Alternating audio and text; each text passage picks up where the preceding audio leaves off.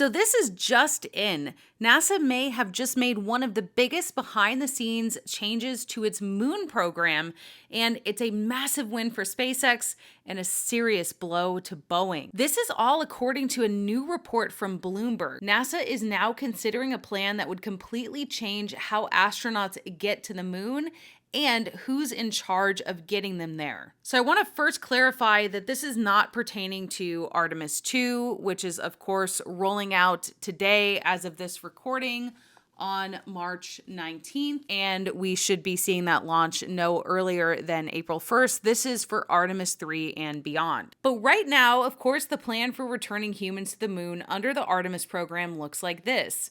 NASA's giant rocket, the Space Launch System, launches astronauts inside Orion. They travel all the way to lunar orbit, and then a version of Starship, or the HLS, human landing system, meets them there and takes them down to the surface and brings them back. Simple, right? Well, not anymore. According to Bloomberg's Lauren Grush, Ed Ludlow, and Julie Johnson, NASA is now considering flipping that entire plan on its head. Instead of SLS doing most of the heavy lifting, SpaceX's Starship would take over. So let's talk about the new plan. Orion would still launch with those astronauts, but instead of heading straight to the moon, it will stay in Earth orbit. Then Starship would dock with Orion in Earth orbit, and from there, Starship would actually push Orion all the way to the moon, enter lunar orbit, and land astronauts on the surface.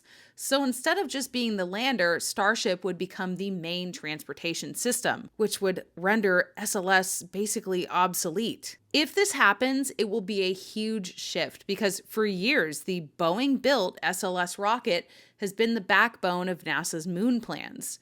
But as we all know, it's also years behind schedule, billions over budget, and costs over $4 billion per launch, according to NASA's Inspector General. Meanwhile, NASA is under pressure to actually land astronauts on the moon by around 2028, so they may be rethinking everything. But here's the risk. SpaceX hasn't even completed a full, successful end-to-end orbital Starship mission yet.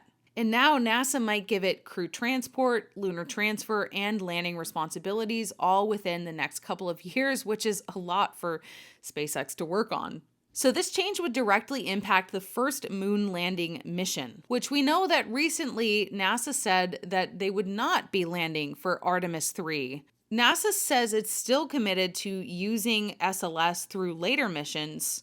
But long story short, NASA is seriously considering handing more of the control of the moon program to SpaceX. And keep in mind, nothing here is finalized yet. This could still face political pushback, especially from Congress. But if it goes through, it would mark one of the biggest shifts in NASA's human spaceflight strategy in decades. And it raises a huge question, is NASA quietly transitioning from its own rocket to fully relying on Starship to get us back to the moon? Elon Musk commented on this news saying SpaceX will ultimately deliver millions of tons to the moon to build a self-growing city there, and same for Mars. So this will not only make SLS unneeded and redundant, it also makes the Lunar Gateway completely unnecessary. Orion is about the only part of the current NASA hardware that has any future. Which, by the way, I just flew out to Colorado to interview Lockheed Martin about Orion. And if you guys want to check out that interview, it didn't get a lot of views, but it looks like they will still have a future. And while we're in this video, let's talk about the next Starship Flight 12. Many of you noticed that they recently tried to do a 10-engine static fire, and it looked like it ended early. SpaceX confirmed this on X. On March 18th,